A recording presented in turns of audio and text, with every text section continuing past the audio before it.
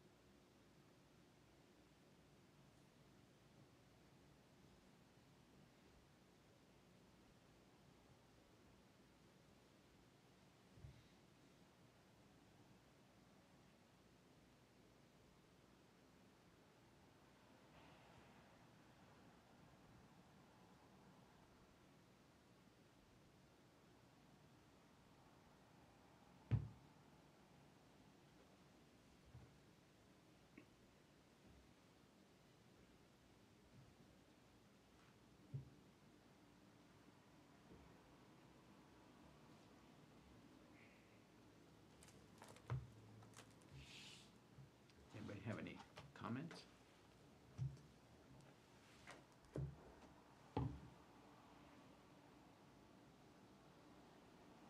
I move we accept the report as minutes of, sorry, October 15th as presented. Second. Any comments? Okay, all in favor say aye. Aye. Aye. Opposed? Okay, great, thank you.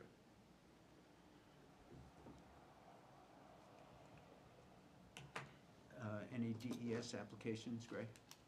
No, not at this time. Okay. Okay, so we're gonna do the meeting in two parts. We're gonna have the public session, which we're in now, and then we're gonna go into non-public session afterward, and it'll be clear when we switch from one to the other. Okay, NRI contract with FB Environmental. We talked to Rob yesterday, and the city had received the signed contract from FB Environmental, and the city manager signed the contract and returned it to FB Environmental. So I talked to Sarah Sullivan today, and they had not received the signed contract as of today, so. Okay.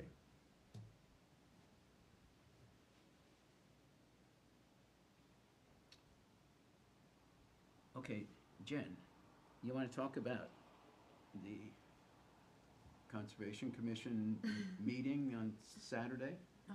Sure. So Dean and I went to the New Hampshire Association of Conservation Commission's annual meeting. We actually were in different seminars we didn't attend any of the same seminars. It was my first one, so it was a lot.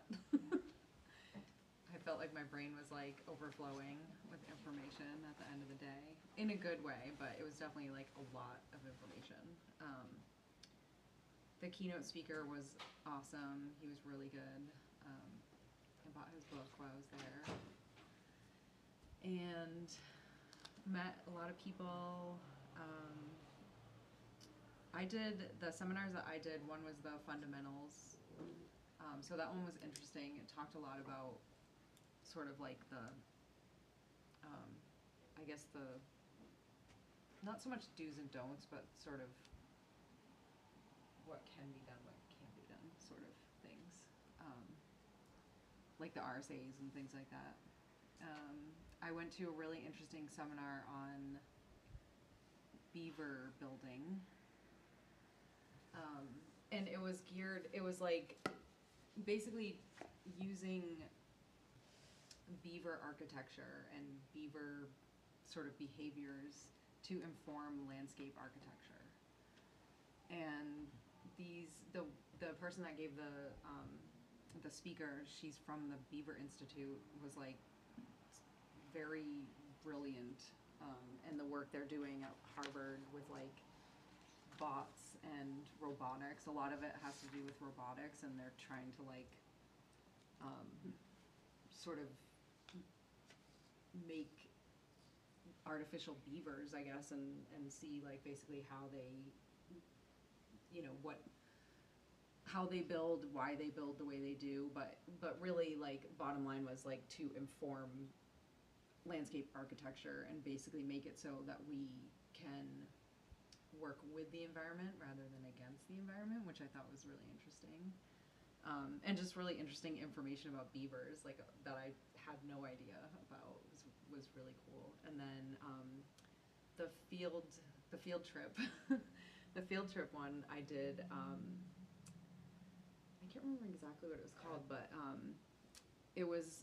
there were 3 stations, and we were at a wetland in town, and you know, one was like soil science, and one was like wetland plants, and one was they were all super interesting.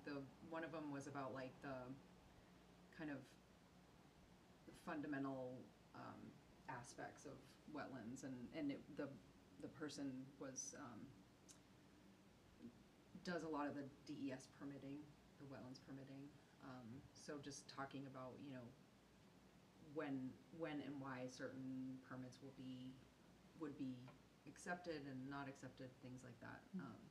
So it's kind of interesting because one thing I thought was interesting about that, which would really apply, I guess, when presenting things from like a city aspect, is a lot of it has to do with actually cost savings, and you know, things like flood mitigation and groundwater recharging and just things that actually do save money. And I think that it's interesting, and I think it would be great to kind of point out, because I think a lot of people just see wetlands as like, you know, land that's wet and don't actually see it for all the things that it represents. So that was pretty interesting because it was like really hands-on, and it was really chilly. But it was really interesting. I had fun. Good, thanks. Welcome. Hi, thanks. Sorry, I was hitting traffic. It's okay. You're in the state. Yeah, touring the state is right. So I went to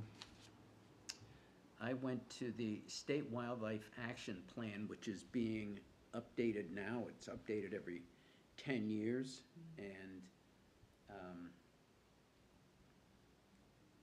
you know, they get a block of time within which they have to share a tremendous amount of information.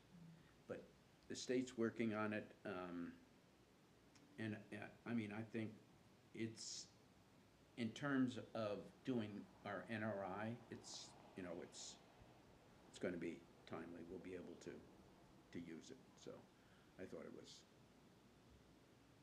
very informative. And, you know, the people who gave the talk said, hey, if you want more information, give us a call. We'll help you.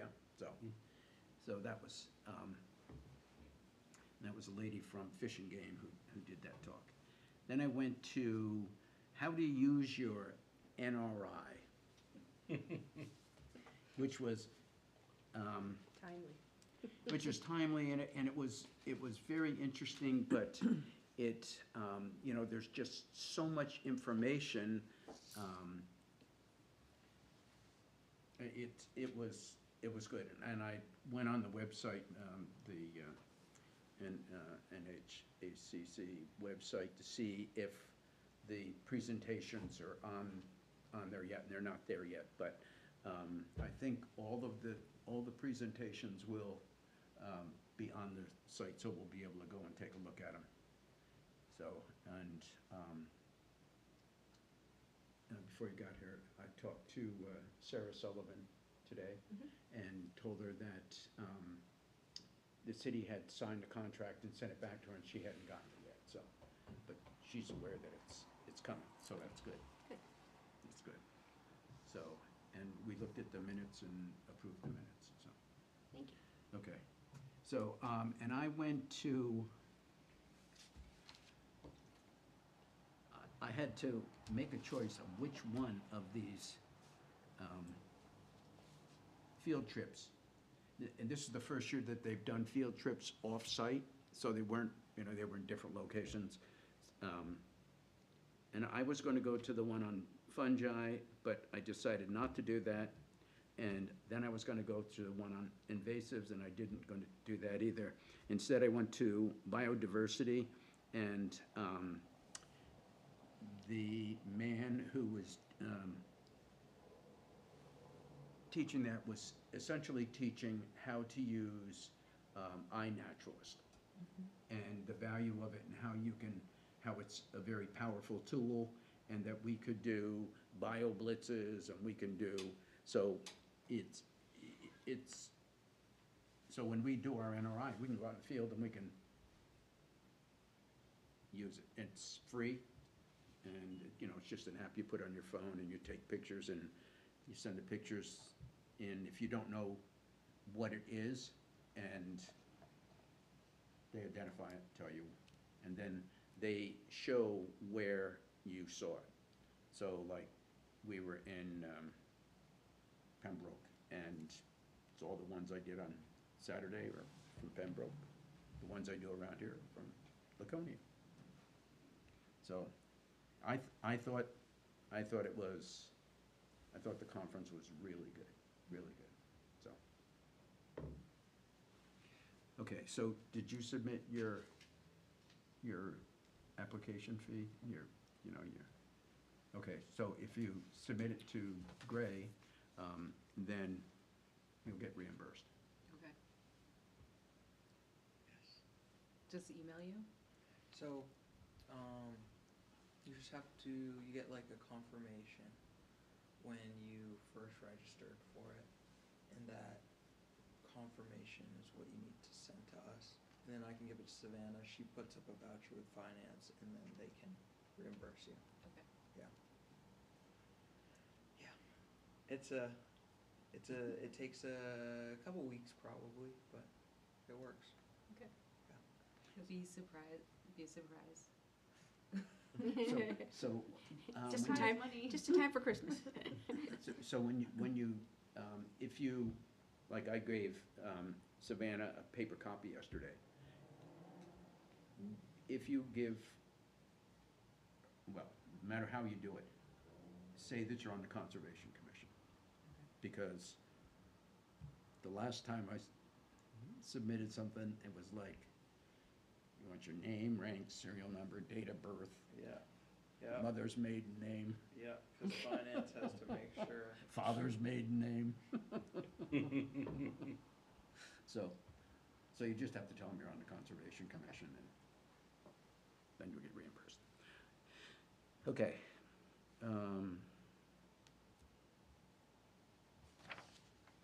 Okay, so we got this letter from the Guilford Conservation Commission. Is it, wait a minute, I gotta go back to the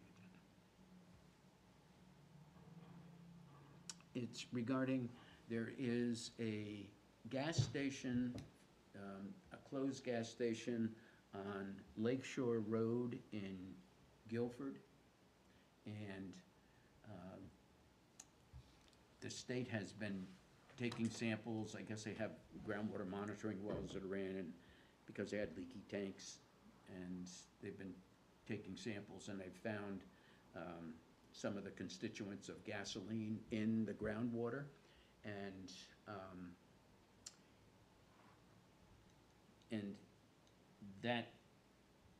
that contamination is probably in Black Brook, which flows into Paugus Bay, just upgradient of our drinking water well, our drinking water intake.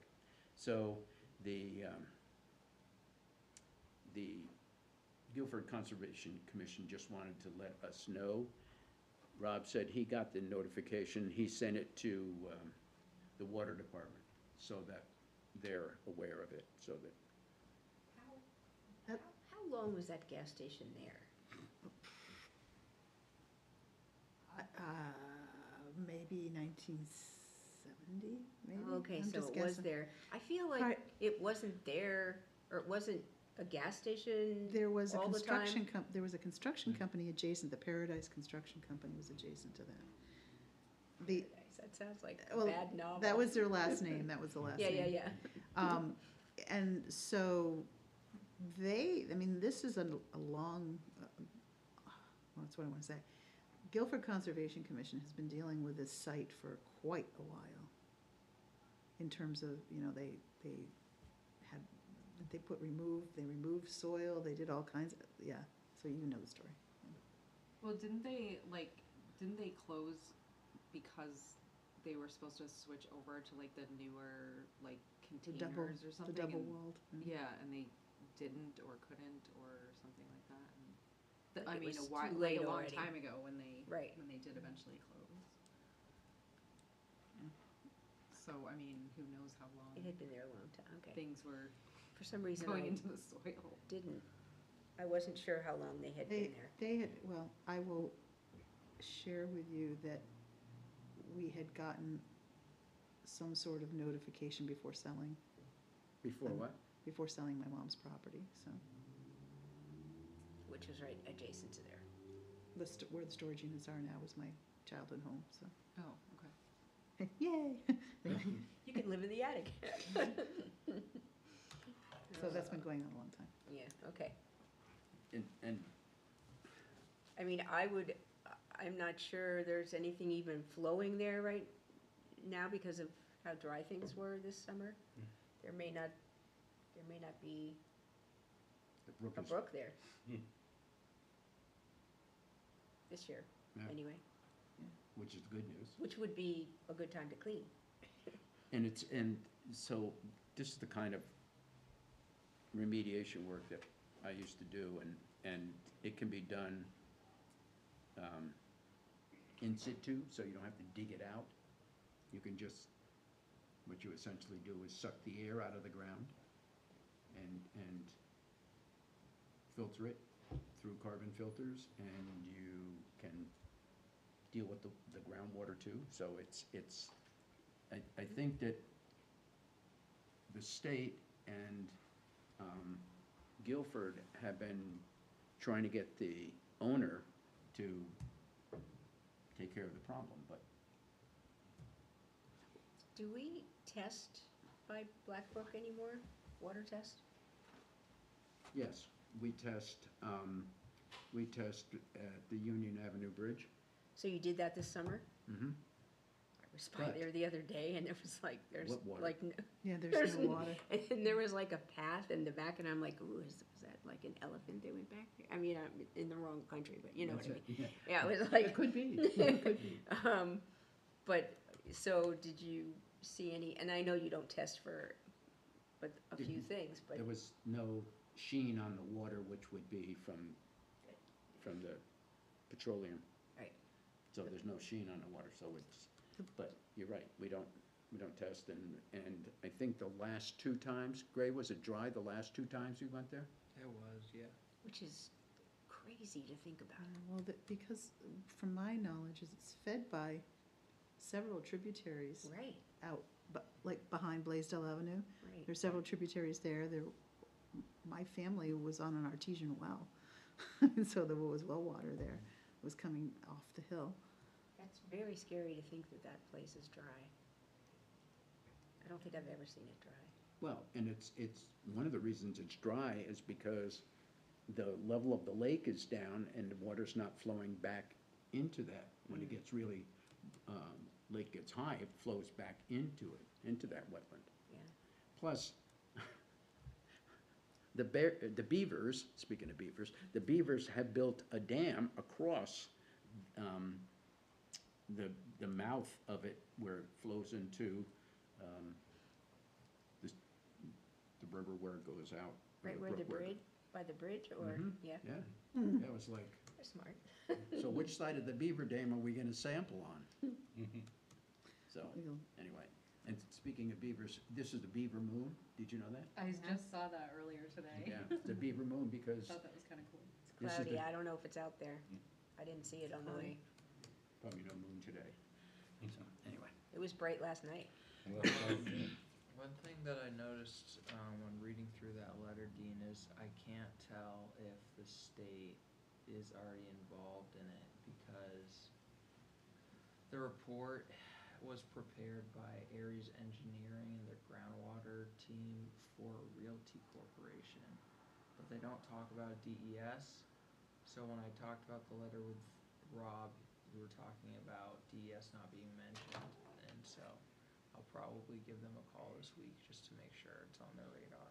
Okay, I'm pretty sure it has a DES spill number, Okay. but, definitely call them and Yeah. check it out, that would be great, thanks. Okay. But they're not looking for us to be involved. They just want to give This is us a- the heads up. Yeah, just an FYI. Okay. So, we have the aquifer map. Thank you, Gray. Thank you, Greg. Yeah. Glad, Was it on the DES site? Or was it, So I ended up connecting with a person over at DES, and we ended up jumping through a bunch of different hoops, but it was on a link of a DES page, but to a different website. Oh. USGS, oh, okay, so. okay. so. Well, I feel like, I know I've seen it before. And it was like, okay, I don't know where we have it, but I didn't know about the granite site. Granite There's View. all Oh. sorts of really cool Yeah. information on that. I mean, Yeah. it's a little robust. I had to look at some instructions first, but has a lot of good information. It is unbelievable. It is unbelievable. Yeah. And Gray, the fact that you put the green boundary around keeps me oriented, keeps Good. me within bounds. Right. Me too. I need that. It's really Instruction. hard to just kind of eyeball the map.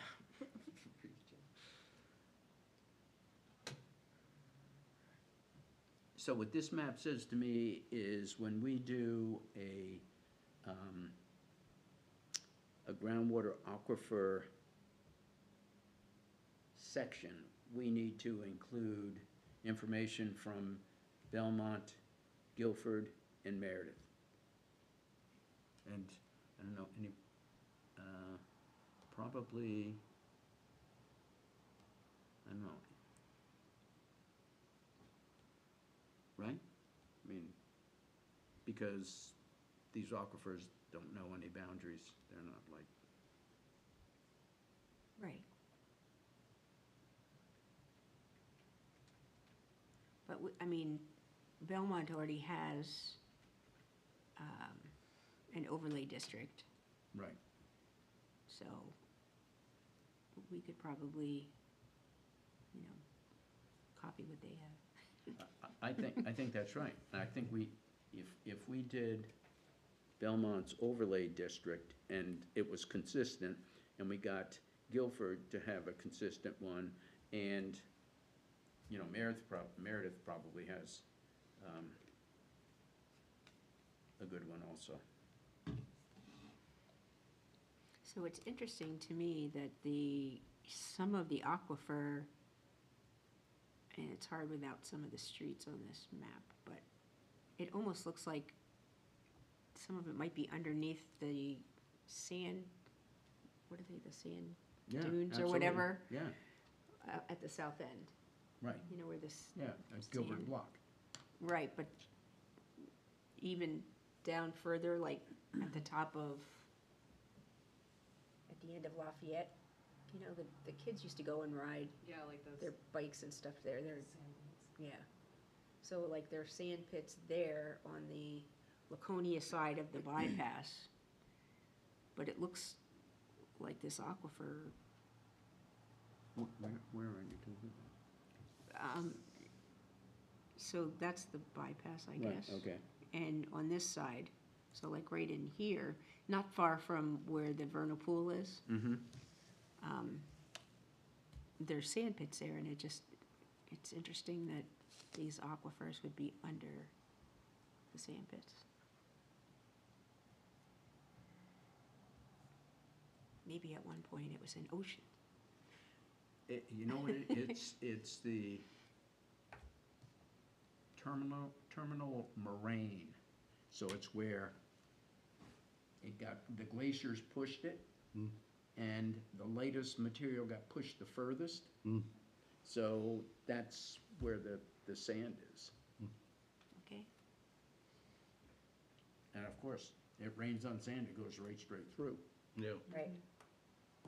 Then there must be granite underneath it to hold it for the aquifer, right? Mhm. Okay. Good, thank you, Greg. Yep.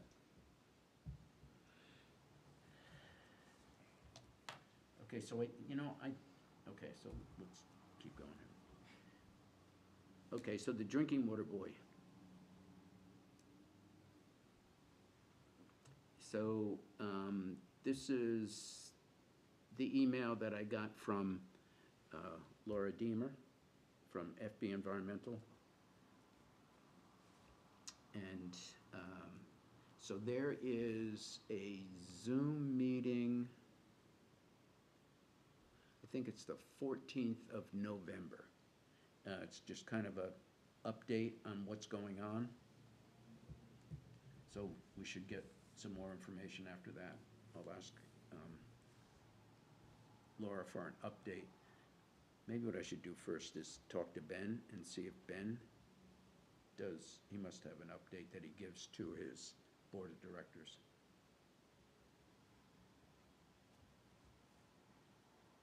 But I think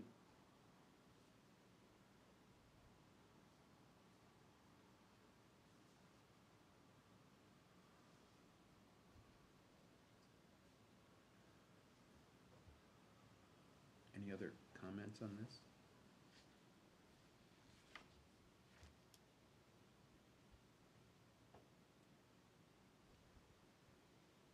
Interesting.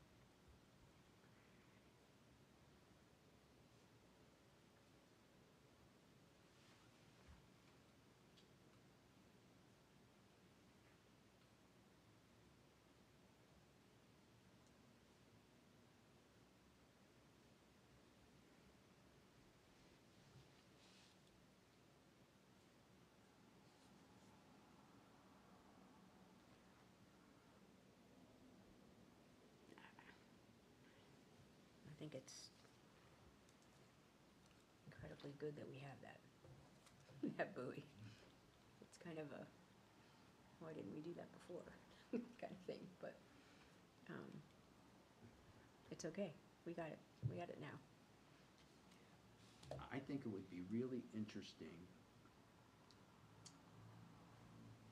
to see if there's any spiny water fleas in the drinking water. Well, they could be filtered out. I think that they They probably. would be filtered out, because they're big enough that they they're not gonna be in the drinking water. We don't need that extra protein. Gross. Yeah, we don't need that extra protein.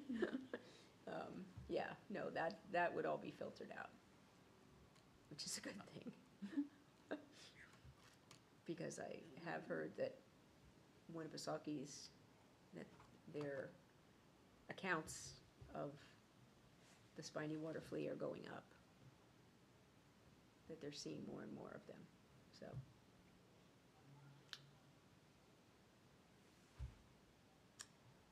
In places where it's becoming a real problem, how do they address treatment at all, or do they? There is no treatment. So, they typically stay down low, very low in the water column. At night, they might rise up to feed, but during the day, so it's mainly the fishermen that have seen them, the people trawling with their deep lines. But I hear more and more reports from those trawling that they see them all the time now, so. You know, hopefully they don't get to a point where they're a problem with humans. Hopefully they stay down deep and, I mean, they've had them for years in Champlain. And I don't hear like people say, oh, I have spiny water fleas on me. I haven't heard that, so hopefully they, So are they a problem because they compete with what? the zooplankton for the small fish, like it's the food chain situation, and then if small fish try to eat them, they have a barbed tail, which does not digest, so that can build up in their system, and they think they're full, and they're not, and, yeah. Yeah, it's more of a fish food chain issue, so. I think it would be interesting to check the gut of fish to see if there are any in there. That would be something That's it, to ask the fishermen to do. right. Plus, you'd think it would also then, I mean, have the possibility of affecting what eats, you know, like loons, you know, things that are eating the fish. Absolutely. Other, you know, endangered birds, I don't know. Eagles. Eagles, I mean, they already have all sorts of other problems caused by us, but, you know, just, Yeah, Right, it goes up the food chain, for yeah. sure. I mean, it may be that they're large enough that it doesn't affect them, I don't know. I don't know that much about it. Or it could pass through their system, Yeah. but, no, that's true, I don't know typically if a bird catches a fish, if they eat the stomach contents, I don't know. I think loons swallow them whole and eagles tear them apart, Okay, but I don't know if they would, I don't know if they eat stomach contents. I mean, usually they go for the organ, like those that. but it's true, if you're swallowing them whole, Yeah, and that's part of the issue, I think, with loons with sinkers. hooks and stuff Yeah. too. Yeah. Yeah.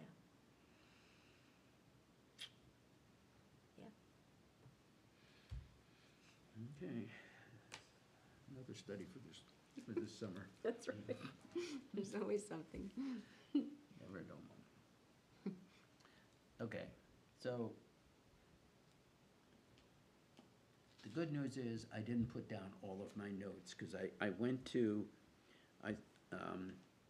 Lakes Region Planning Commission is updating their master plan. So I thought, so I talked to Shanna Saunders, and she said they're updating it, and anyway.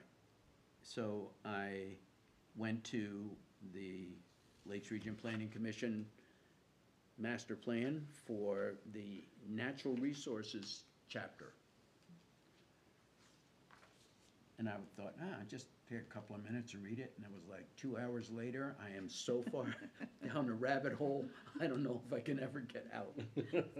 But it was like, they had all this information, for years and years. They have accumulated, they have a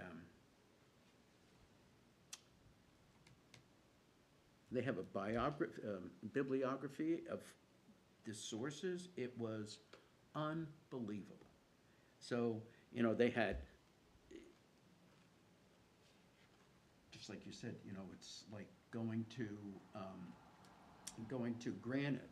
And so they have all these maps, and I'm sure that they're not like 9 by 12, that they're like wall size, you know, designer sheets.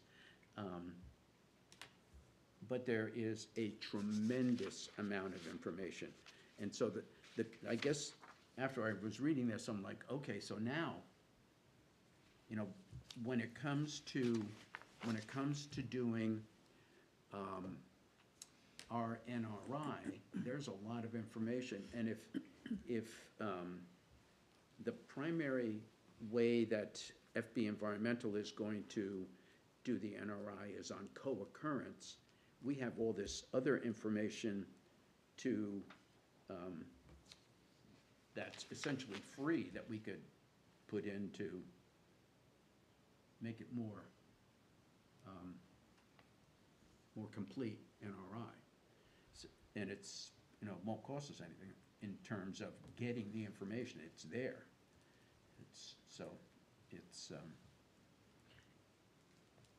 It was just, as I said, mind-boggling. But then I got to the smart growth analysis. So there's a smart growth analysis that was done 2010 just for Laconia. So when you go to, when I went to the Lakes Region Planning Commission Natural Resource chapter, it had this report card for smart growth and how Laconia is doing.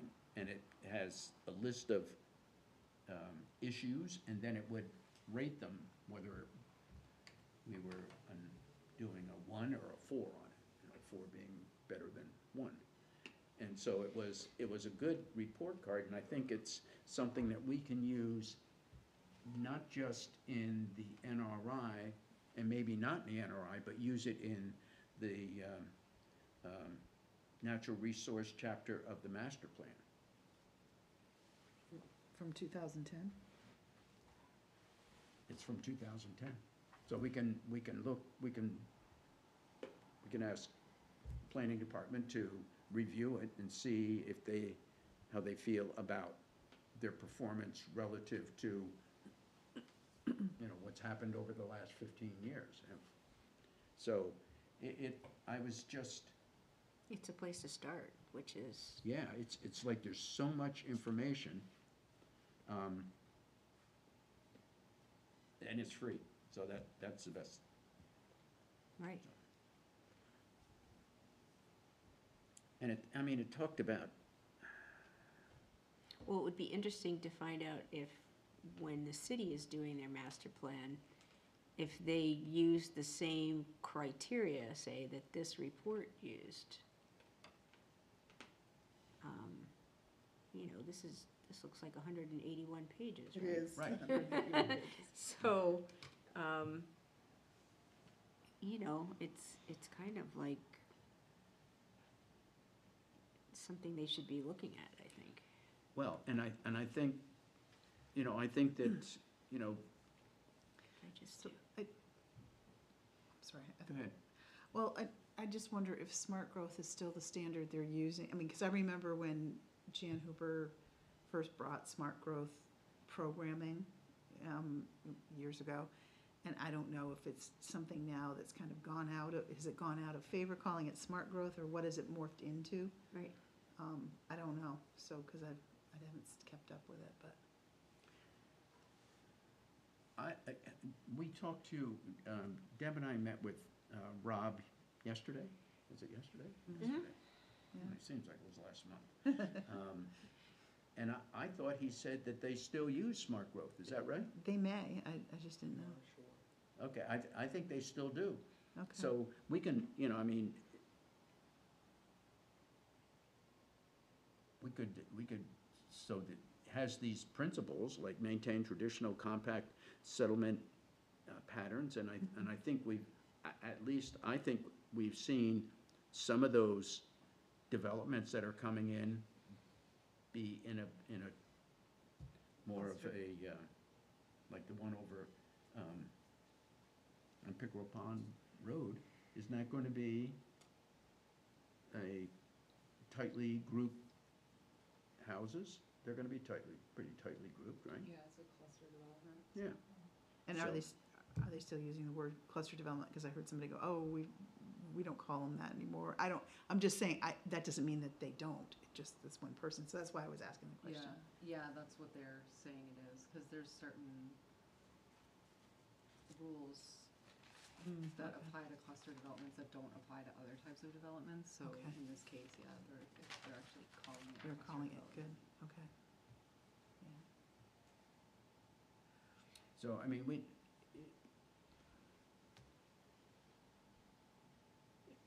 not only Pickerel Pond Road, but I think what did Rob say, we're, in terms of the state school property, we're a couple of years before. Yeah, they're not even gonna sign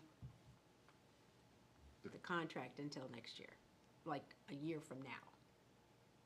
But they will give us some conceptual plans, probably in the spring or summer, just to get that approval, not technical approval, but, overall approval before they are signing on the dotted line.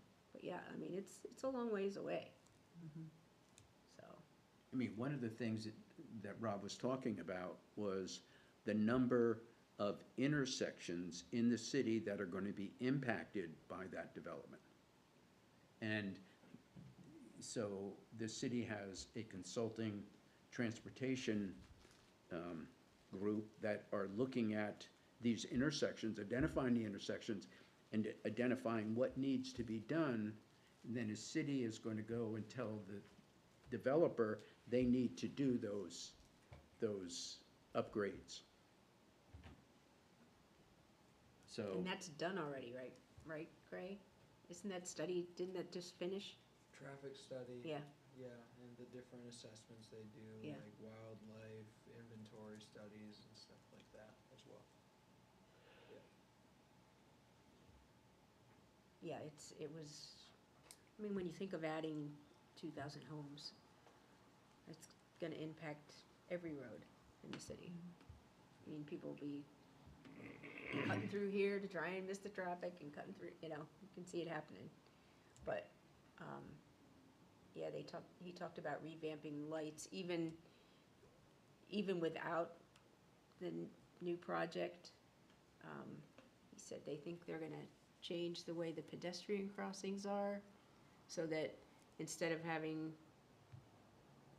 red lights all the way around while the pedestrians are crossing, to have the pedestrians cross while that traffic is going straight, so you're not wasting as much time. Although, I like it when you can cross catty corner, I think that's always a good option, but you wouldn't have that option. But that was just one of the things that he said about it, so.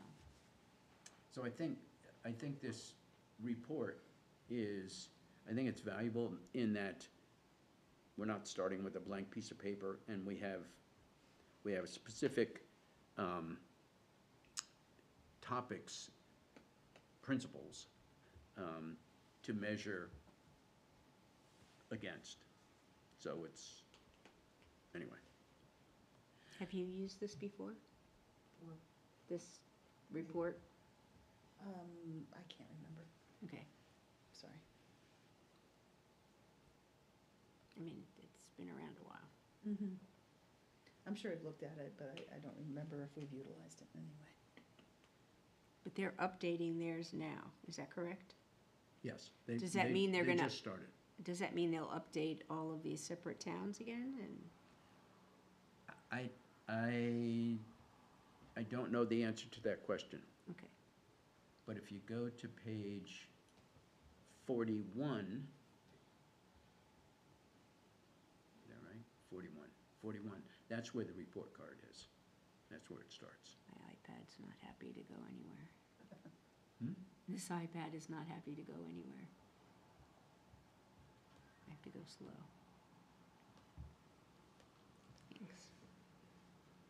So it's, you know, it's, I was just floored by how much information there is already available. And, you know, and it's historical information, so we can look at what was it like in 2010, what's it like today? So, how are we doing? Anyway, so I had a,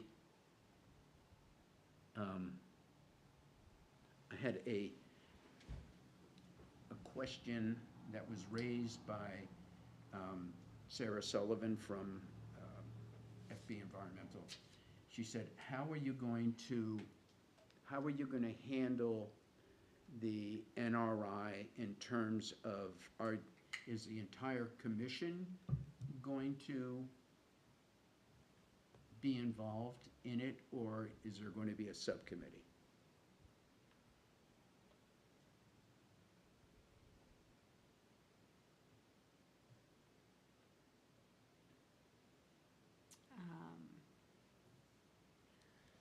I would think that we would all be involved, because there aren't that many of us.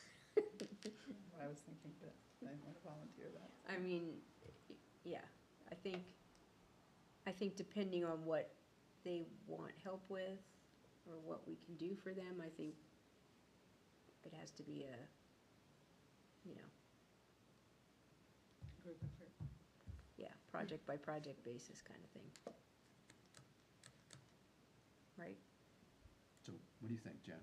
Yeah, I agree. I mean, I think we're small enough where you know, what's the subcommittee gonna be, like 2 or 3 people, and then that kind of puts a lot of responsibility on a couple people rather than being able to disperse it, I guess. I mean, I don't really know what What they're gonna ask of us. yeah, what the responsibilities are going to be, so I feel like it's a little hard to answer that question, but I feel like I agree that it makes sense to have everyone involved. So what do you think, Bob? What? Should everybody be involved in the NRI when FB is coming for meetings? Should everybody, or we, I don't really know how to approach that. I mean, do we want to have a subcommittee, or do we think the entire Conservation Commission, all 5 of Oh, us? I see. All 5 of us. So, what I said to Sarah was, I think that each of us brings a different view. I think all of you are smart, and I think it'll be a better document if all of us are involved. Right. Okay, so is that what we want to do? I guess nobody objected to doing it as all 5 of us, so that's what we'll do. Okay, good. Okay, so I put in, because sometimes I get wrapped up in what's going on, and so, comments from commissioners' comments. So what comments do you have, Jen? Specifically on the NRI? No, or- about anything that's going on.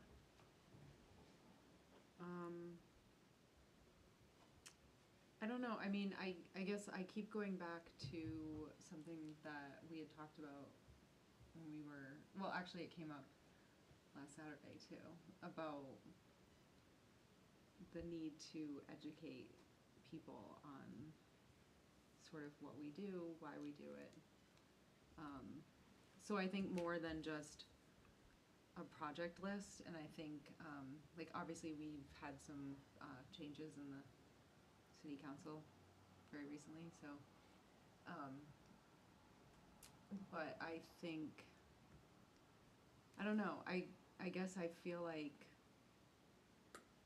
I think it would be great to do some sort of like educational series where maybe we present, I just wrote that. Articles for the paper, articles for the paper, articles for the paper.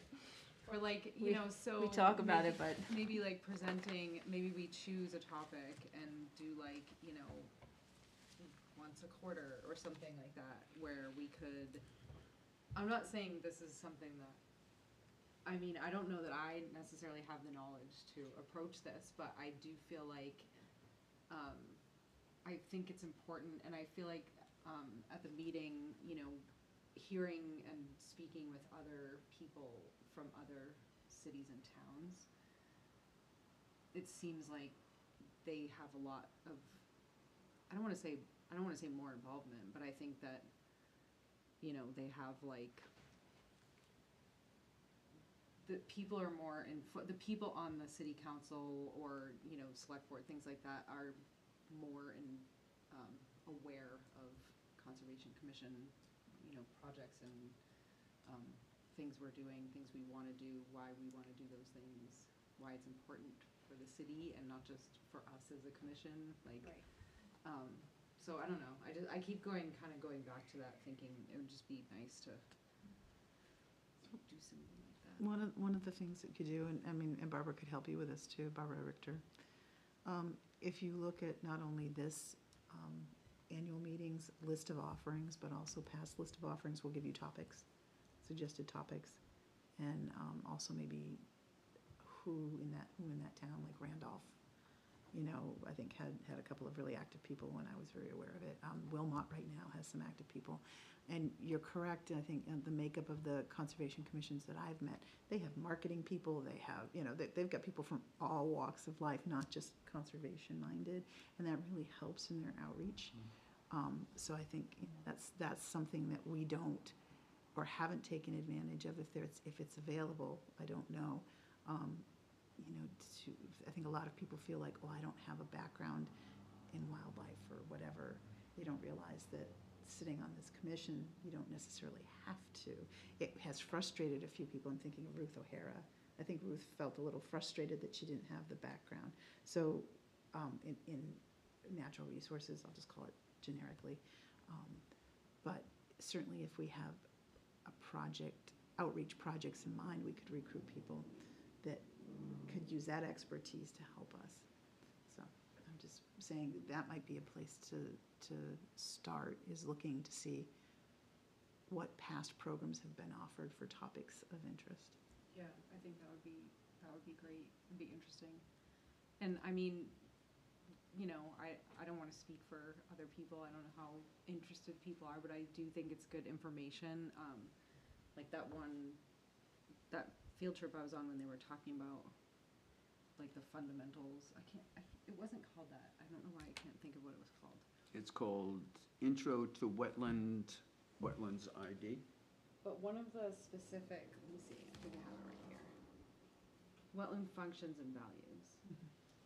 So like that to me was something that I feel like would have been information that would be good to pass to, you know, people that are making the decisions, because it was very much about, you know, the financial aspects of wetlands and the value of wetlands. You know, not just from a conservation standpoint, but from a financial standpoint, which I feel like everyone, you know, when you're talking about city council and Hits stuff like everybody, that, yeah, they wanna Yeah. know about the money, right?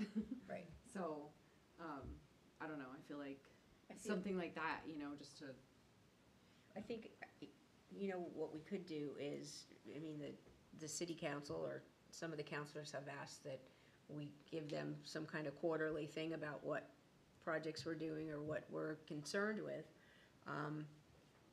If we wrote an informational article or even copied down some of the stuff that you have from that workshop and gave them the information on wetlands, what their function is, what their, you know, what they do for a community, and then also put that in the newspaper for everyone to read, that, you know, that would be a start, you know, something like that, and then, you know, we could have a topic of recycling, we could have a topic of invasives, you know, and it wouldn't have to be all the time, you know, we could do it quarterly, we could, you know, depending on how it went and how people have, you know, and I know for myself,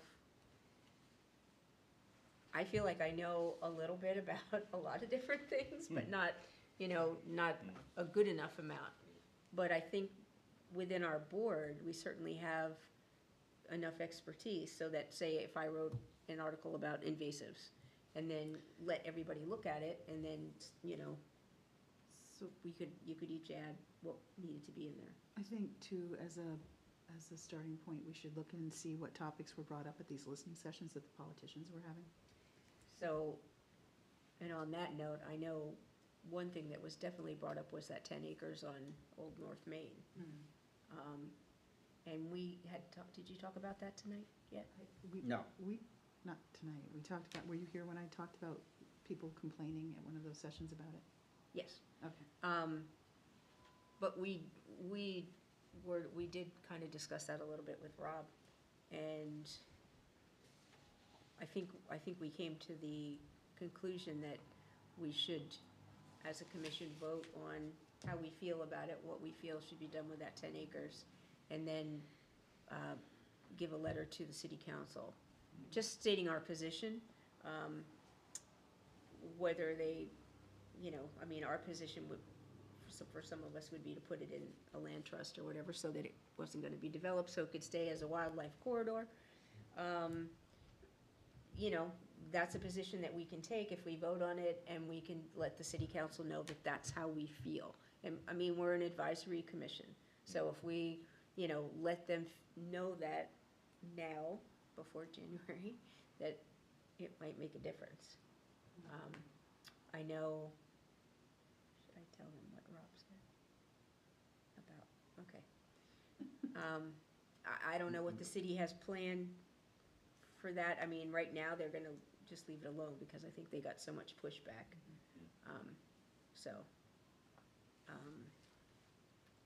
Yeah, but I think it would be good for us to take a position, and it's a pretty popular position from the residents that we heard from. So, a general, I mean, and this is not news, the general, from one of the outreach sessions I went to, was, you know, the people in that room, we have to expand our business, we have to expand our businesses, we have to expand the business footprint, we have to expand businesses. I mean, that was like, so, I'm just thinking that might be another, to tie in with what Jen was saying about the values of wetlands, and, you know, as they're thinking about, I got myself into some, not, Discussions? yeah, that's the right word, about, you know, building data centers and stuff. No, seriously. I would have been right there with you, so. But, you know, in other words, there's some people out there who feel that I didn't know what I was talking about, and then I presented articles later on that this is where I'm getting my information from. Right.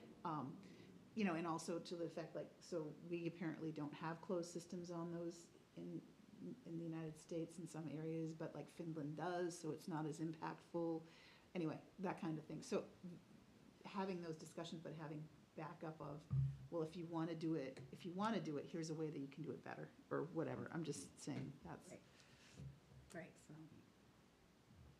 Yeah, I think it's time that we made ourselves heard a little. You know, be it informational articles, and certainly letting the city council know what we're doing, why we're doing it, and why we feel that way.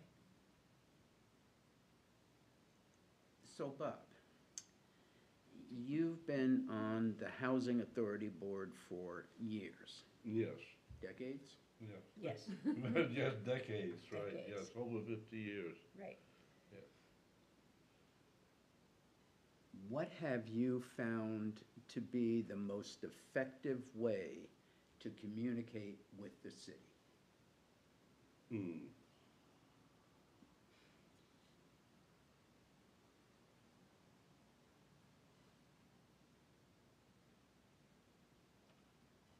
I haven't really been on the inside of the operations all that much, but, my general impression basically has been that there hasn't been all that much interaction between the housing authority and the city.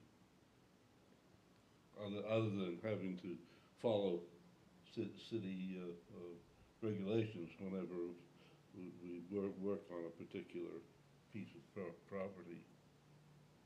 So do you find sitting down face to face or writing a letter or? Well, I'm not sure. We operate a little bit differently, being a quasi-governmental organization. We're not like a private developer. We do occasionally acquire properties. And we picked up a few, or whether we actually own them or just manage them. But it's been interesting to notice in the fairly recent history of our organization that there's been a shift in emphasis when, for example, we acquire a piece of property downtown that has been a rental property, and it's available and at a reasonable price from our standpoint.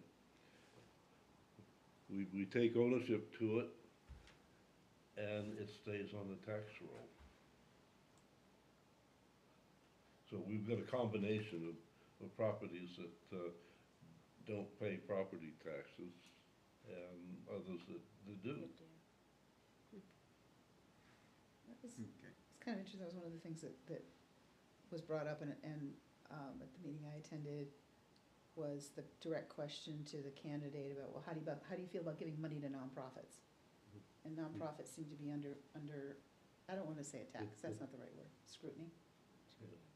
And I don't know if that's something where we have so many partners that are nonprofits. If we kind of want to keep that in the forefront of when we do when we do offer information, you know, how working with a nonprofit, if you're talking about the dollars and cents, if you will, how working with a nonprofit is also saving the community money. You know, and just thought I'd mention it. Good point. So there's a whole area of study called ecosystem capital, which is what Jen was talking about. What's the value of essentially nature? It's not just, trees take carbon dioxide and turn them into oxygen. Yeah, It's much more in-depth, much broader, and I mean, I have a textbook about it. So, you know, I think what Jen was talking about with regard to wetlands is really important. But people don't think about that, they think about it as it's in our way. Yeah. I think UNH is calling it the nature economy. Yeah, same thing. Yeah, I'm Same just saying thing. they're involved in that. Though. Yeah. And it's, so, I think so I think a big part of this communication is like, how can we communicate with our audience? You know, what's the most effective way of communicating with the audience? Let's just say that rumor that the average person in Laconia has a 7th grade education. We don't want to use we're not going to tell them genus and species of different organisms, you know, give them the genus and species, we got this genus and species of. So I think Jen's right. I think our biggest challenge is education. We sit here and the five of us know, we don't have to go into a lot of verbiage to talk about, what our concerns are, because we understand. Yeah. But once you get outside this room, other people don't understand. Yeah, I'm looking at the benefits of open space. I don't think they've updated the dollars and cents of open space information. I was told that was a political, this was like 5 or 6 years ago, that politically, they didn't update it because of politics, basically. So I don't know what information, I don't know if it was ever done under a different guise, but you know what I'm talking about with the dollars and cents of open space? I don't. So this is maybe 20 years ago now, the Digit Taylorwood Conservation, I forgot the name of the organization, they calculated how much commercial, residential, and business, or industry? Yeah. How much savings you get. Am I doing this right? I can't remember now. It was like you break even. If you develop commercial, it's a break even as far as costing the taxpayer dollars, but residential was the highest cost. Yeah, residential costs more. Yeah, so in other words, you're paying, the more residential properties you develop, the more taxpayers are paying into the services that, like police and fire. Right. That it's more costly to put in residential than it is industrial or commercial, and then industrial, I think, was also. So I don't think they ever updated that kind of information. Well, and it was, there was an assessment of the value of the lakes.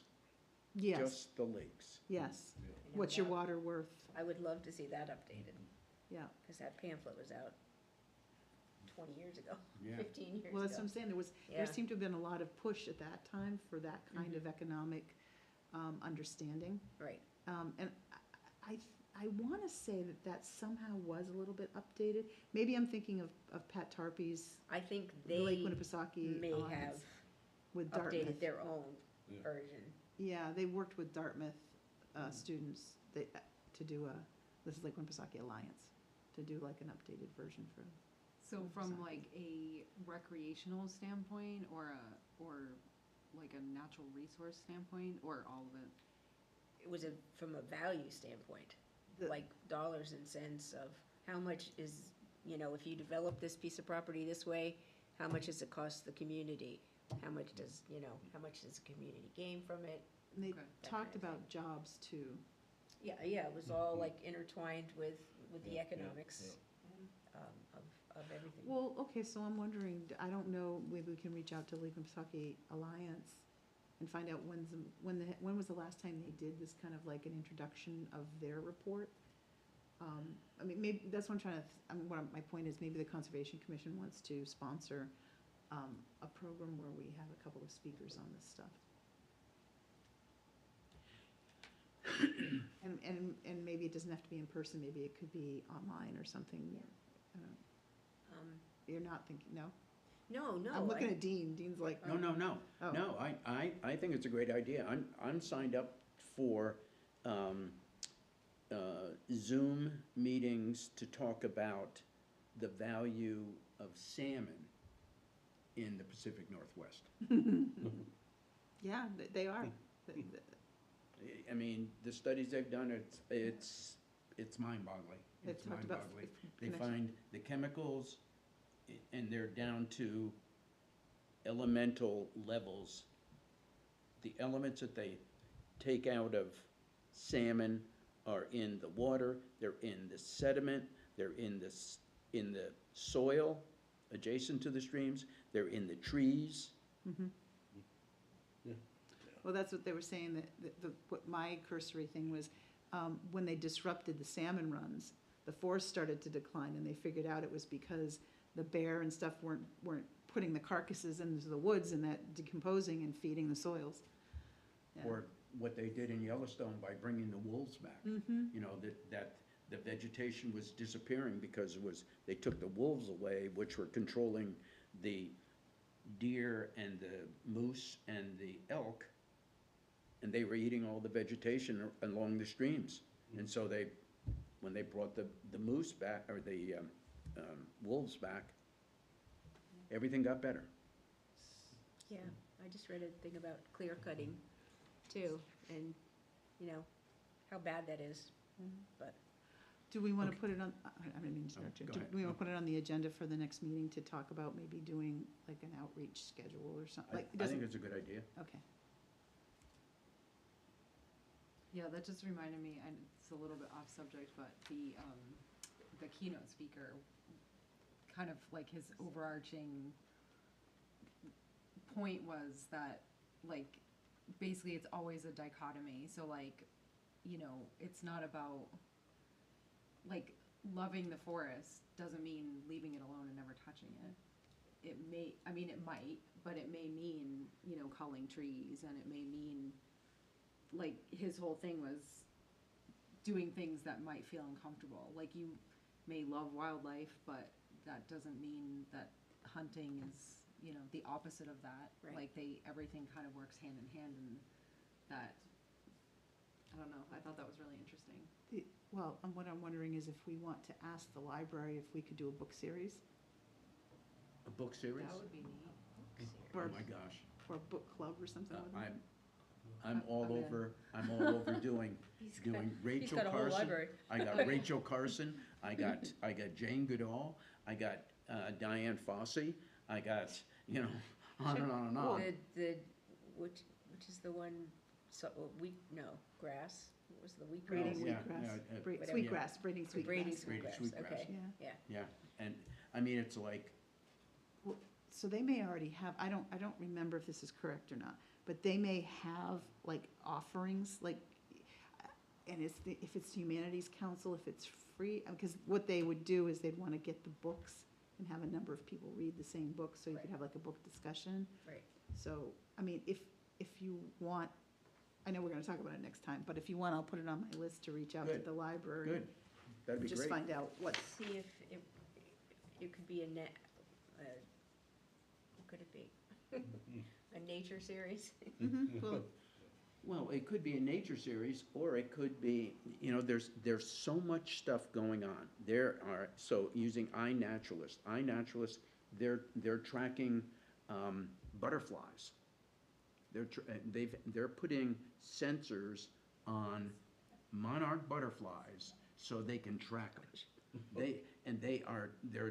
It is, so why not do a BioBlitz?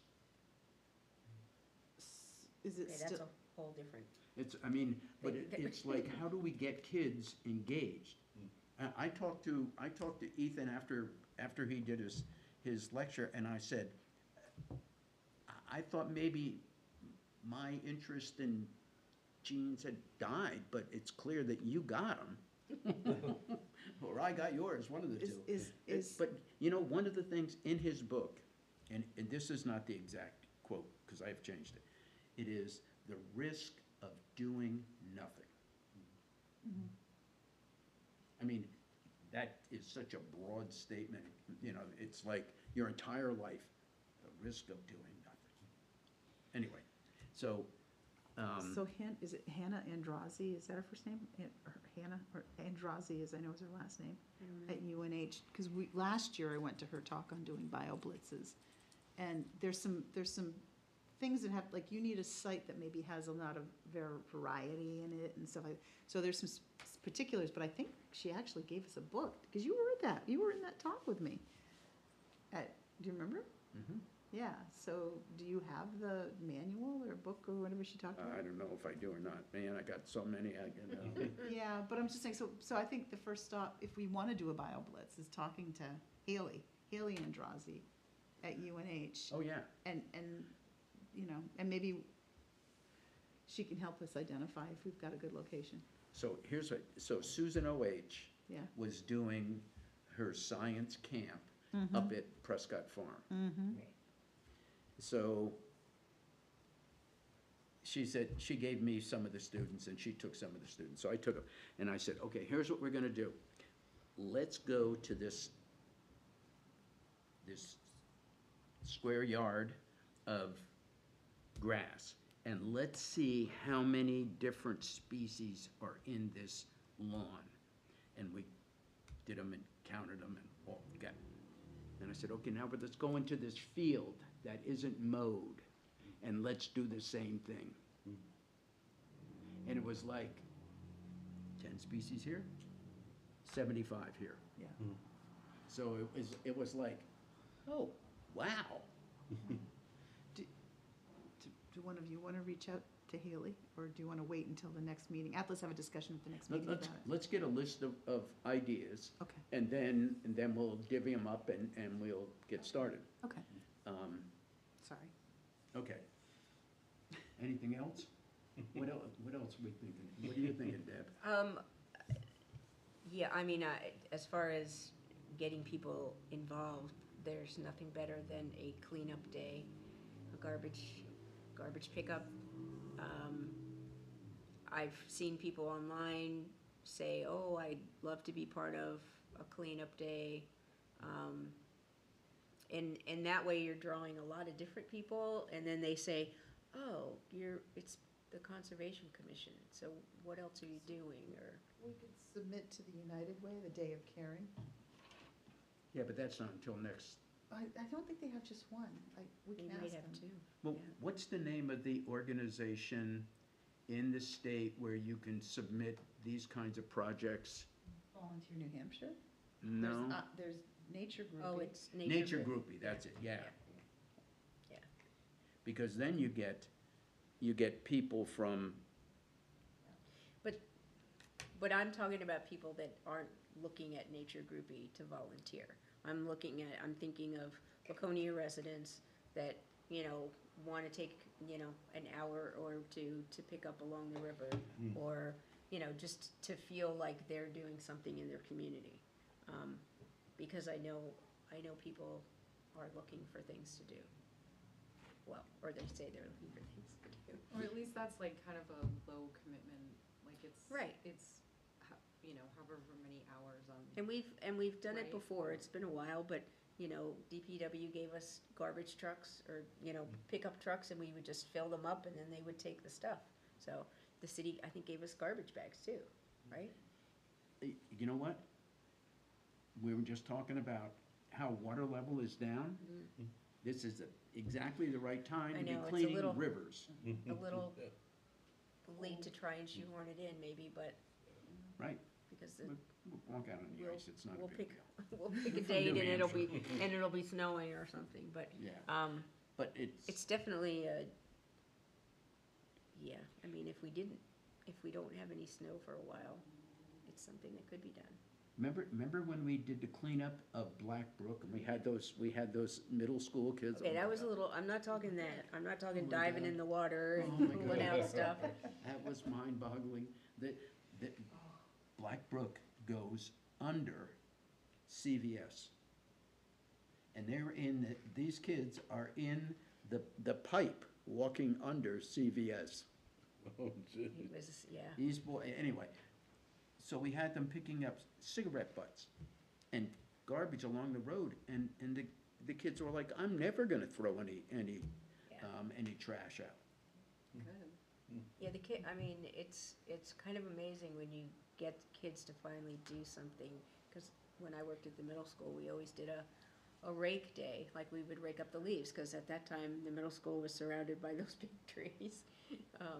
Not so much anymore, but, we would go out and help, because the custodians otherwise would have to do it. So I took the after-school kids out, and they were like, they would beg me for the next 2 weeks, let's go out and rake, please, let's go out and rake. I mean, it's like, A lot okay. better than studying.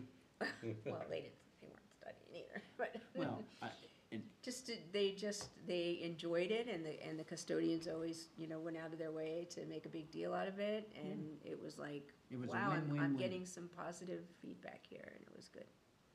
Okay, so any other comments from commissioners? I wanted to ask Ray, were you able to look at that, building site over at Elm Street by the dam there? To see if they have silt socks? I checked the one on Woodvale you asked about. Yeah, Yes. So the one over, I wanted to ask if you meant the one on Woodville that we've discussed before, or if you meant the lot that's like at the mouth of Woodville, but technically on Endicott. I ask about all of those, and then Okay. also the one off Elm Street. Okay. All of the above. Yes, so that one, right on Endicott Street, was putting in a foundation. Rob, Scott. Behind the fence that you couldn't see? Okay, The screened-in fence, yeah. So Rob, Scott, and I discussed it and wanted to talk to the code department to see if they had any permits to be installing a foundation, since we don't have anything for them to be doing that. So if code doesn't have anything, then that will be a new undertaking okay. of following up on that. Do they have a porta potty back there? I think they do, well, they did. I'm just I know, I'm like a dog with a bone. I believe that they did last time I saw, but that was before the foundation, so Okay. I have to double check that, but. Alright. Yeah. Because there is the wetlands back there. And- Yes, yeah, And they would probably not be within compliance. no. Did you look at Woodville then, around the corner? Yeah, so Woodvale, there's nothing, Woodvale was completely quiet, no activity going on at all, which, I mean, fingers crossed, but But there's a lot, isn't there a There's- lot on the property? there's stuff back there, but it did not look like it had been moved at all recently. It looks like it was in the same space from the last time I saw it, like last season. Does it look like there's someone living there? No, it looks like a garage when I went by, but Looked like what? looked like a regular workshop garage when I went by, but I will say that the owner might be preoccupied with other projects Oh, okay. they're working on right now, so, Okay. yeah. So what about Laconia Country Club? Yes, so I actually am supposed to be sending out my winter stabilization letter to them. Hopefully those will go out end of this week, beginning of next week. They're on the list to receive one, so we should get confirmation from them, reaching out to me, letting me know if they plan on doing any winter building, or if they're gonna be not starting anything as far as their project yet. Excuse me. Because they got fencing up and they got, their O-Pee-Chee signs on the I know. fabric that block, so you can't see what's going on in there. Okay, so it's screened in. It's screened in, it's fenced in, and they're already doing some demolition of something, some minor thing. Maybe it was where they had their golf carts or something back in there Yeah. on the left-hand side of the building. I mean, it's not rocket science. Yeah. So I will hopefully hear back from them, find out if they're gonna be doing their winter stabilization measures by the 2025 updated DES stormwater guidelines, because we got a new version this year. We have not received a paper copy, but updated the letters that Taylor Dackel used to send out, so those will be going out to all active sites, and that includes developments and possibly residential, single-family projects as well. We don't have too many of those right now, though, so, yeah. Okay, good. So Okay. the checklist that we did, that we gave to planning, right? The updated checklist and, For developers, yes, yes, with the suggestion or the strong suggestion that they have silt socks around the sites, yes. yes. So has that That's the question. been approved by planning or? The checklist? Yeah. Oh, yeah, so, when you guys finalized your version of it, I gave it to Rob and Tyler, and they said they'd just start adopting it instead of going through the process of adding it to the, I think it was subdivision and site regulations.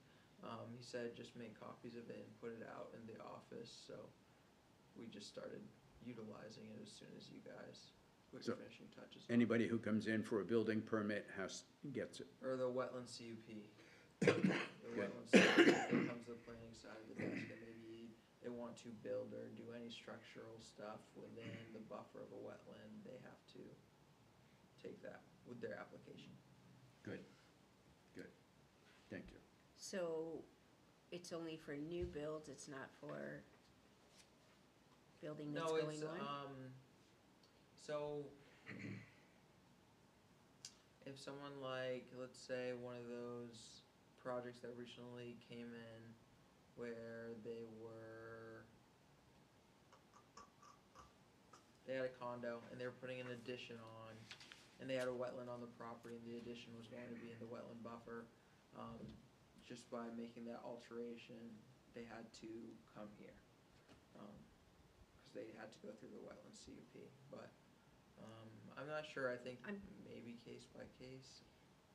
I mean, does it include performance zoning projects? And I'm just, I don't know, it I'm would thinking of the depend one if- across from Irwin, that tall condo building that has dirt all over the place in their parking lot, and every time it rains, it's going right down the drain, cause they've never used any silt socks. Haven't used any erosion control, except on the uphill side. Oh, exactly, exactly. There are, so yes, there are fences there. Mm. But, I mean, am I wrong? Shouldn't we be like after these guys and saying, come on, this is our water right here. Yeah. It's gonna go into the drain, and, I mean, I'm sorry, I guess I need to go to police academy or something, but it just, Well, it's not very only- frustrating. Not only that, I mean, they have to go out there with the vac trucks and clean out the drains, the catchment basins and all that other stuff. I mean, it's- yeah, so.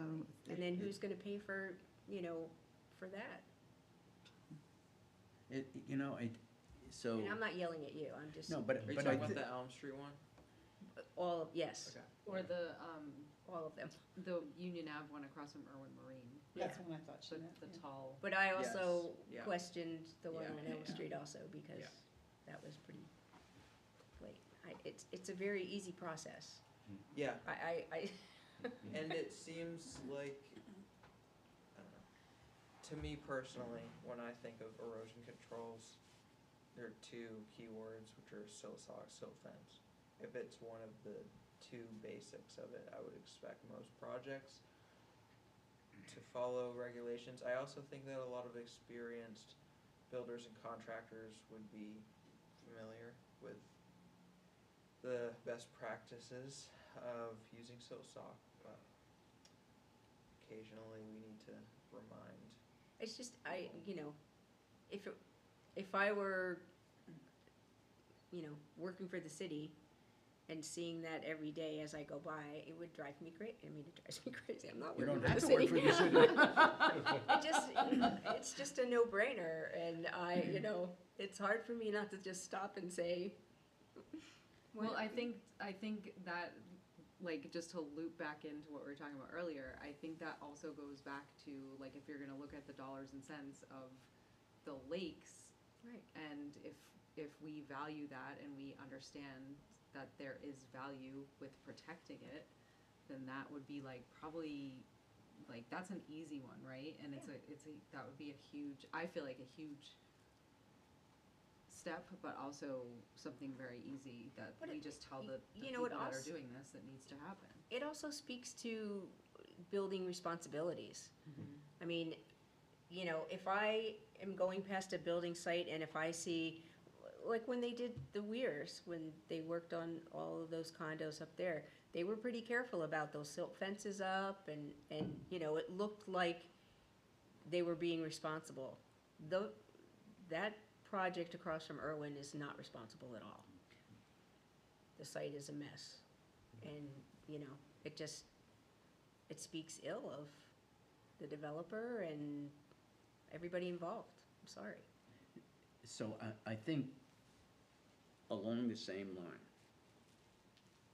I wonder where that storm drain in front of that building goes. Because last year, 2 years ago, when they dropped the level of Opeachy. Deb and I walked around and we were picking up garbage and stuff.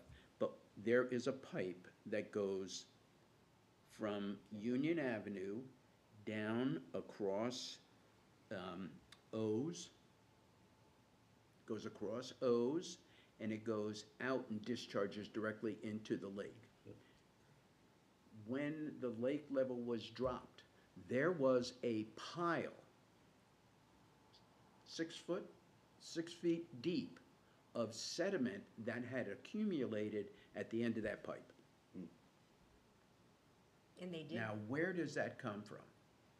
It must come from the road when we sand, salt. And they and a did guy. have, the town did have the backhoe out there cleaning it out, Yeah. cleaning up those piles.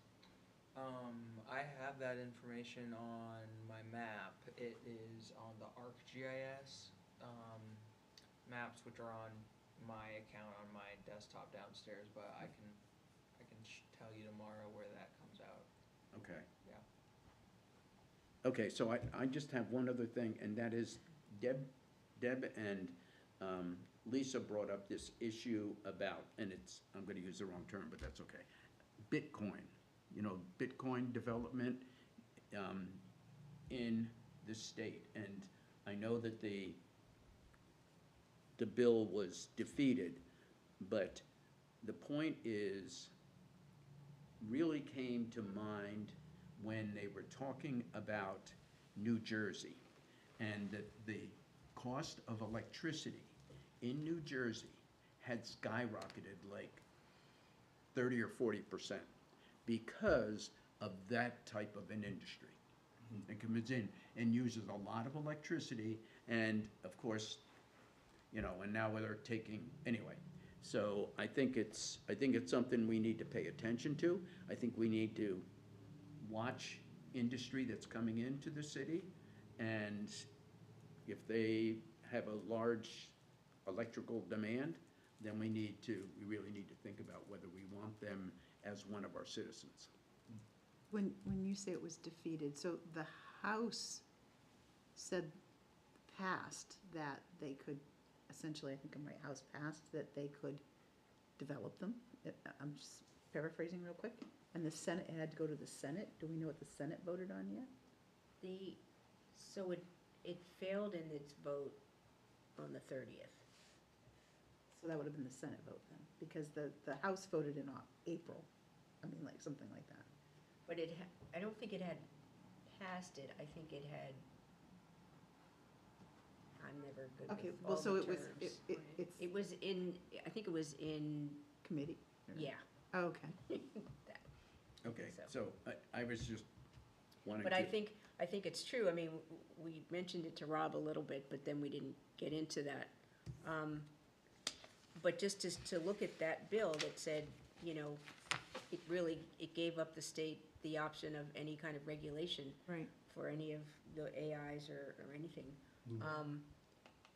I think it would be smart of our city, to make sure that we had our Be regulations proactive. before, Cause that came up in the master plan too, a public member said, cause we were talking about, bringing businesses into the city, and someone said, do you remember that, Dean? I don't know. The man who sat all the way in the back. Yeah. Said, oh, bring data centers in, Was- I think it was Doug Robinson that brought it up at the meeting that I was at, so this is a different Oh, person. This was, it wasn't him, They I actually only know said to because bring he them in? was there, but this Yeah, was a he wanted different to bring them person. in. I don't even think that person, it sounded like he didn't even live in Laconia, I don't know, Right. but he Good said, point. Right, yeah, he was visiting from. wow. he was from Mass, I think, Yeah, somewhere, yeah. but Yeah. he said, oh, bring data centers in, and Yeah, People That'll- don't understand, they don't create jobs, they don't, it's Short term. not, yeah. I used to, you're right, I mean, I used to go into data centers and there isn't anyone there because, there's a lot of security, it's not a person and there's Right. nobody there Right. unless you're going to do something, unless you need to go and do something there. It's not like it's Right. employing people, Right. the companies building- are, the the companies are using these data Right. centers for, whatever. The building, yes, takes people, but once it's built, you know. Right, then it pretty much runs on its own. Right. On a lot of electricity. And Well- water and noise Yeah. and air pollution. They need to, if they're gonna be built, the company that's benefiting from it needs to pay for the services, because that's what they're offsetting the services by passing them on. Yeah, but it's not even, I don't care what they would pay us as a city. It's Oh, I not know, I worth know. it, yeah. I know, mean, I'm just, Okay, so, Gray, You ready? the floor is yours. All right. So, I have provided Dean with a guide of how we're gonna go through the non-public session. But before we do that, I wanted to know, do you have a staff report? Are we not doing staff report and other business We're gonna do a staff report. following the session? I was gonna wrap up the public session by doing the staff report now, Yeah, and then go into non-public session. Okay, so that we're done, yeah. okay, and then excuse me. we'll take care of the session. You'll make that motion, then you'll Mhm. adjourn? Right. Okay. So for other business, or sorry, my staff report is, that we still can meet to pick out maps for the NRI. That's on my to-do list. It's kind of fallen down just with some of the mix-ups recently. And speaking of, I think Rob probably shared it with you guys in your meeting, but the planning department has done some remixing of duties and roles, so we've been reassigned boards and commissions. So unfortunately, I have been reassigned not to commission, and I will be with the ZBA now, and rotating between ZBA and planning board for the foreseeable future. So your new staff person will be Savannah. She'll be great, but I did want to say that I have really enjoyed working with you guys. It's been a great experience, and also thank you for helping me in my first professional role to get used to working with a municipal board, because you guys have been great, so. We have That is enjoyed all. having you. Yeah. You know, We will yeah. very much miss you.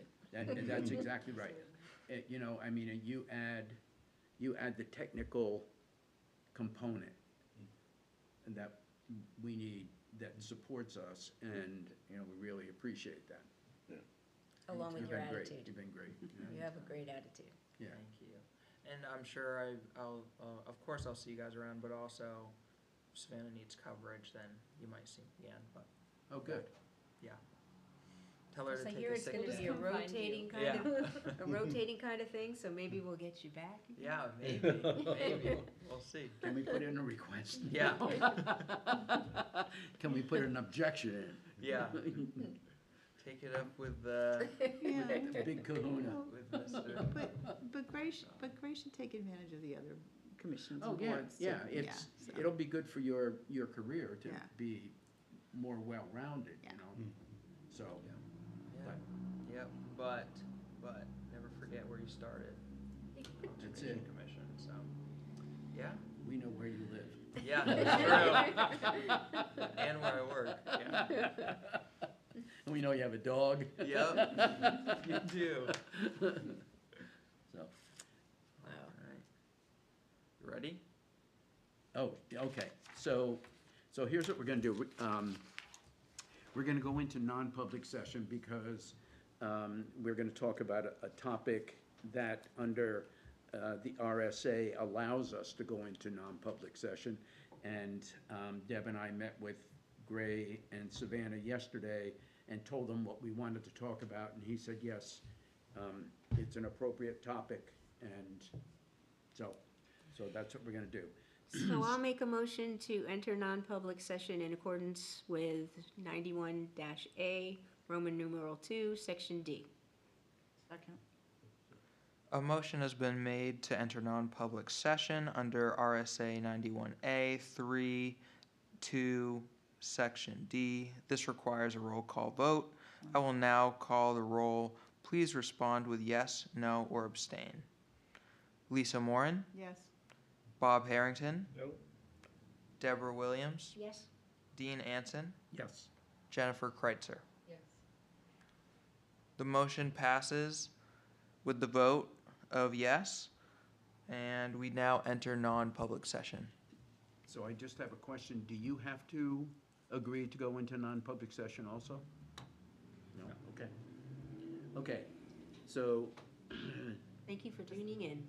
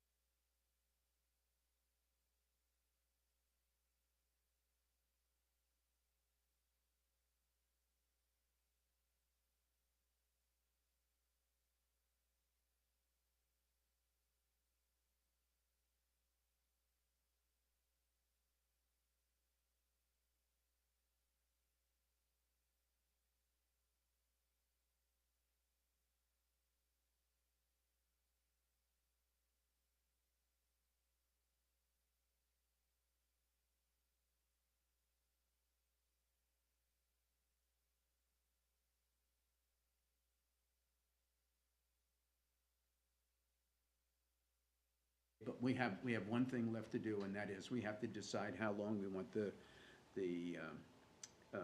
non-public session to be, Minutes to be sealed. yeah. I'll make a motion that the minutes for the non-public session in accordance with RSA 91-A:3, 2D, I'll make a motion that those minutes are sealed for, did you say 5 years? Because we don't know how long that sale could take. For 1 year. Is that, no? Well, 2 years? I'm thinking that the process could take much longer than 1 year. For 2 years.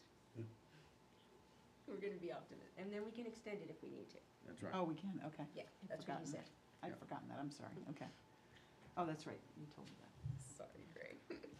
Okay, a motion has been made to seal the minutes of the November 5th Conservation Commission meeting for the non-public session for 2 years. This requires a roll call vote. I will now call the roll. Please respond with yes, no, or abstain. Lisa Moran, Yes. Bob Harrington, Yes. Deb Williams, Yes. Dean Anson, Yes. Jen Kreitzer. Yes. With, the motion passes with a vote of 5 in favor, 0 opposed, and 0 abstentions.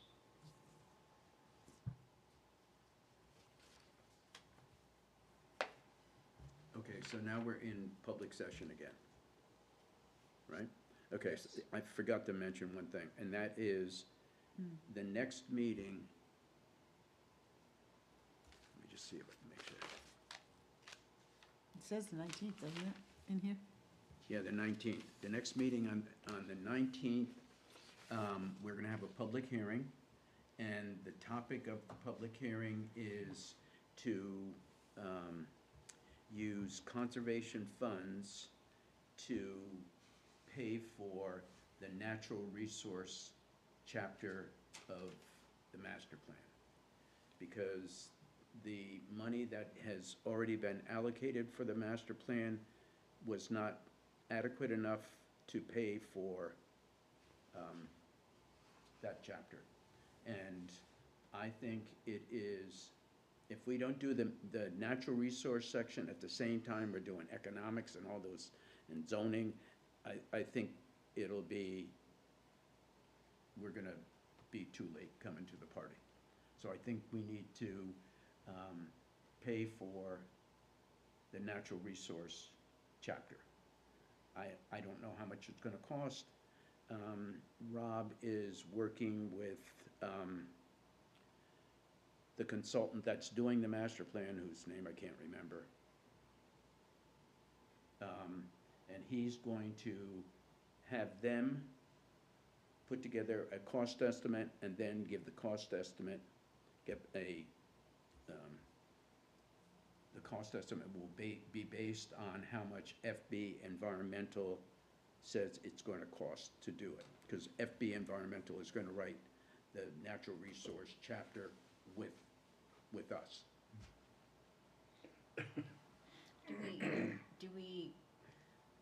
Can we hold a public hearing on using those funds without knowing what the funds are gonna be?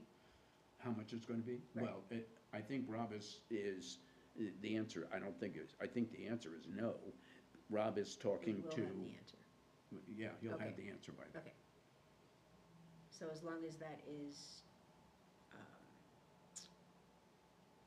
As put long out, as we have the number. right, and as long as it's announced 3 days before the meeting, I don't know what the so that we can timeframe have is. a true public hearing on it.